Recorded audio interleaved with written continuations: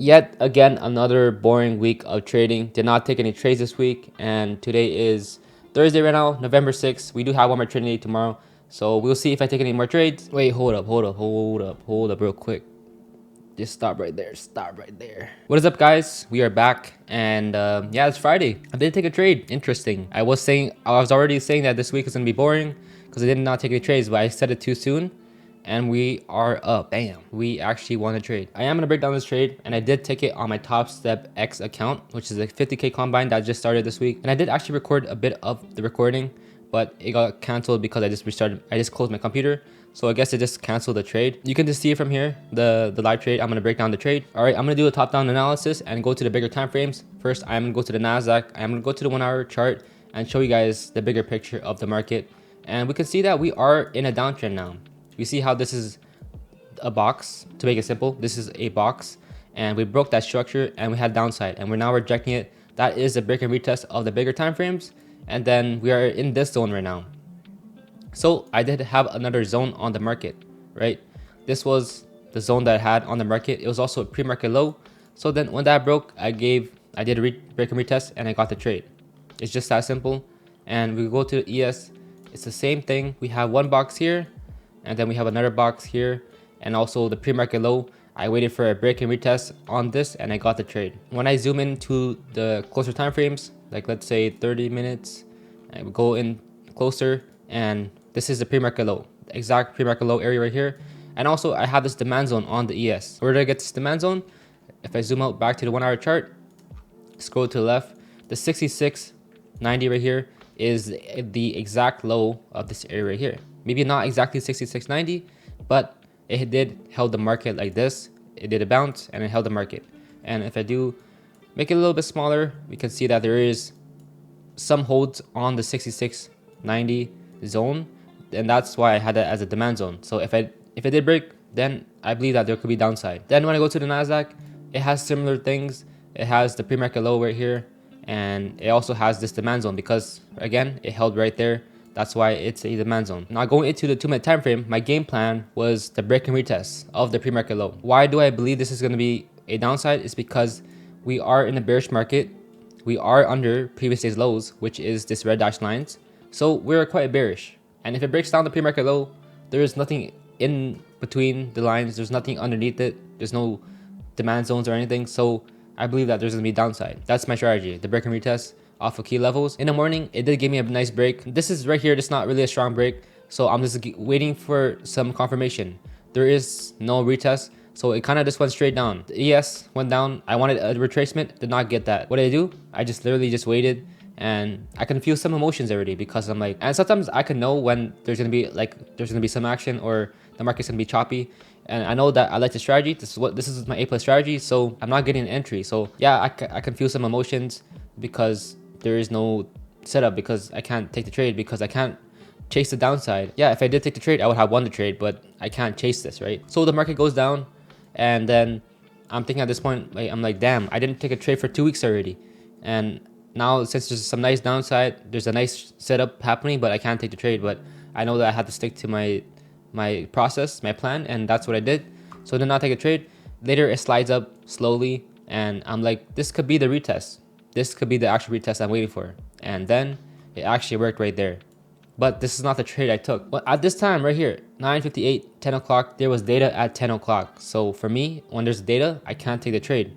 So I'm like, this looks really A+ to me. It's a break retest. This is the bear flag into the retest. I'm like, this looks so A+, but I know there's data. So again, I get annoyed. Like, I had to wait for the data. I can't just take a trade because this data could just wick me out and I would have lost. That's why I was making sure I wait for data. 10 o'clock comes, and I just didn't get an entry. It just kind of went down fast. So I'm like, okay, whatever. Can't chase this downside again. And it also was a bit larger of a stop loss. Like, if I risked this amount, this would have been like 50 points or so, and it just didn't make sense. So I knew that this risk was too much, that I just can't take it. I did not like what I saw, so honestly the risk was a bit too much. So I'm like, okay, I'm just gonna wait for something else, and if there's nothing, then there's nothing. I look to the ES now, and we can say that I could have taken the trade here. This was a nice retest. The risk wasn't too bad, but again, this 10 o'clock candle is the data, and I just can't take it too early. I just can't take it on the data candle. My target is at 3 to 1, right? So me targeting a 3 to 1 is gonna break this demand zone, and it just did not make sense for me to take it because my strategy is a 3 to 1. But if I still have this demand zone up here, I can't take the trade. So that's why I did not game plan for this break and retest of the pre-market low on the ES. Later it starts rejecting, it goes back up, starts rejecting. I'm like, okay, this could be good, but I can take it on Nasdaq. The Nasdaq still does not retrace back up here. So I'm like, okay, maybe I can risk this amount instead. I can risk this amount and then give it a stop loss. But then again, it was like about 40 points.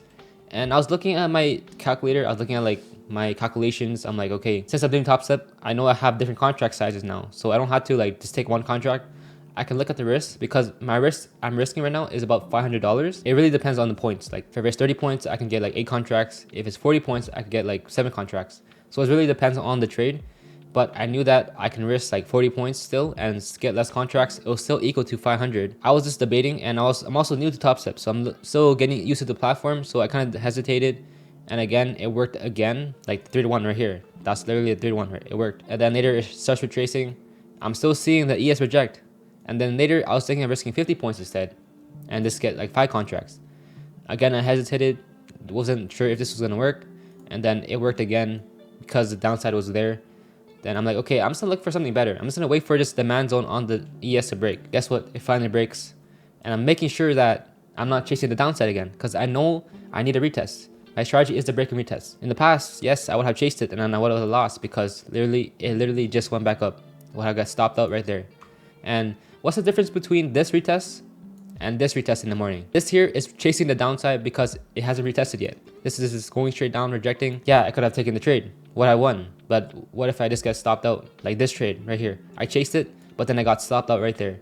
That's why I need to wait for the retest. It just going down too much. I need a retracement. You see how the market is just like going down, like straight down. I need it to go back up, retrace a bit, because a downtrend, it always goes up and down like this. It's a stair step away. It's never just like straight down like this, right?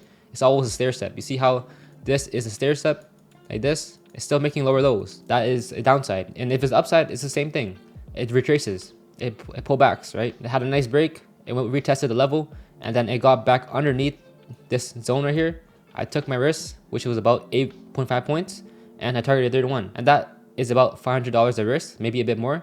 And I targeted 3 to 1, and that I got in the trade. I won the trade. The different thing that I did here was that this target right here, I usually when I get a 2 to 1, I move my stop to, what's it called? Break even.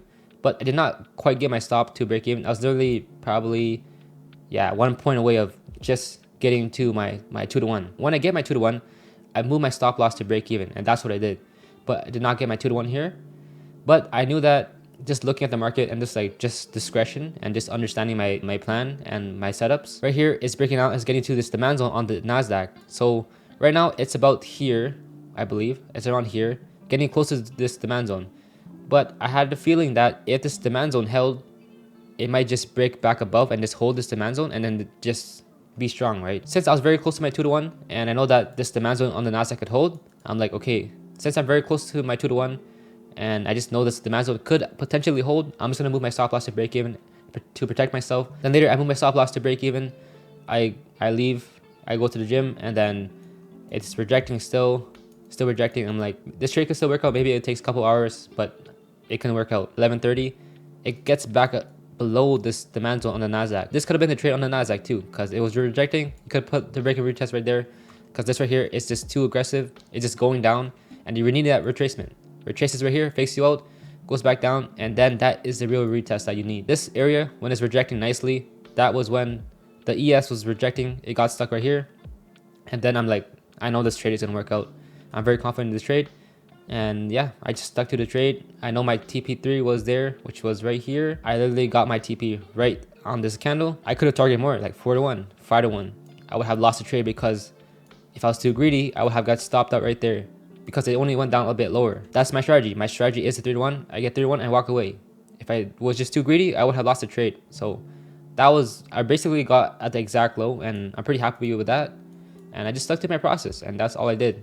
I could have FOMO here, just chasing random setups here and just getting in and out, but I waited for the exact moment I want to get in a trade. I like the retest, the break, retest, boom. You can see here, this is a small break. It failed because it's not a big break. You could say this is a nice break, but again, this is too straight down. Then the next retest, the next break. Finally, the third time's a charm, breaks. retest, fakes people out right there, and then it goes down. That's the break and retest for you. I go to the ES, and then it sucks I have no live trades, but let's go. I can just replay it back, and right here, I'm gonna play it out, and yeah, let's see how the candles form. See, it's breaking down right here. Let me pause it. This right here, not a strong break. This right here, that's a nice break. But again, I was thinking I can just take the trade right here. But like I said, I don't want to chase the trade. I need to retrace because this just went straight down and it worked, but I know that it doesn't always work.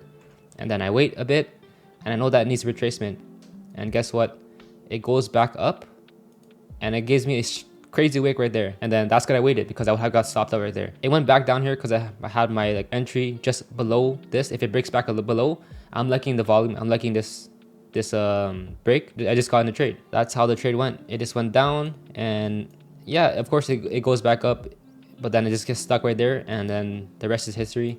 Keeps going down. That's when I move my stop loss to break even, and yeah, goes back up. But I know that I can't change my stop loss. I just can't get out of the trade because, like I said, it always goes back up and down. And if I just got scared, if I just based it off my emotions, I would have sold out for no reason, or just like locking profits randomly when it's going against me. But I know I gotta stick to my target, 3-1, and right there, got my 3-1 right there, and that is the trade. Here is my Topstep dashboard, and as you see, I did win $1,530, or that's my average wins, I guess. I only took one trade, that's why I had 100% win rate. The trade was about 30 to 45 minutes, and yeah, you can see all these stats here. There's nothing much to it. My target is $3,000, so my plan is to risk $500, and since my 3-1 is, of course, 3-1, $500 risk times 3, that's 1,500. The max days you can win in Topstep is like 2 days. Like that's the fastest you can take or like win the challenge, and also 1,500 is the max you can win. So, and you just need $3,000. So I have 2 trades. If I win both trades 1,500, then that's $3,000. I can pass a combine in 2 trades, and then I'll get my live account, and then I'll go from there. Of course, my risk was before was like what, $60, whatever, and now it's like I just jumped it up by like 10x or something. But honestly, the money doesn't matter. It's honestly about the process, and I want to pass this challenge as fast as possible because if I take long, I'm gonna get charged like monthly on this, so there's no point of me taking my time. And since I know my strategy is like it doesn't happen often, and I know that it has a higher win rate because I'm taking less trades, and my win rate is a bit higher on these trades, and I'm very like picky on my trades, and I look for very specific things. Since I only trade 1 or 2 times a week and my trades happen less often, but it has a higher success rate, the max I can lose is 4 trades in a row. Yeah, if I only take 1 trade a day and I manage my risk, it's like less likely to happen. And although it could happen, but I just I like my odds better. I'm confident in my strategy, and that's why I'm risking $500. If I lose 4 in a row, then I'll lose the challenge. I make sure that I like the levels a lot so that when it does do the break and retest, it works out, and I'm very confident in my levels. But since it did not happen, I did not take a trade, and it's been 2 weeks since I haven't taken a trade. The market conditions are a bit different, and since we are around all-time highs, and my strategy is not always going to be there. Some market conditions may be worse, some market conditions may be better, and for me right now, this market condition is just not giving me what I want. So what I do is that I just stay patient. I just wait for the quality setups. I literally wait until I see the proper setups, and when I don't see it, I don't take a trade, and I don't really care anymore. I don't care if I don't take a trade because I really know what I want to see, and if it doesn't happen, I don't take it. This is the reason why I lost many times in the past, is because I will do something like this. I will not take a trade for a bit, then later I get bored, or I just try to do something else. I just add some random things, and then I just lose for no reason. So since I like intraday break retests, since I know my strategy, I'm just gonna wait for it, and I don't really care anymore because I know what I have to do. If I keep doing random things, I know that I'm not gonna win. So I'm gonna stay consistent, make sure that I follow my plan, follow my system, and just execute. And I don't care if it takes 2 weeks, I don't care if it takes 3 weeks, but I just wait for my plan. Of course, I see many traders online, they're trading every single day. They win some, they lose some, or maybe some of them just keep winning. And then yeah, it sucks that my strategy is not like that.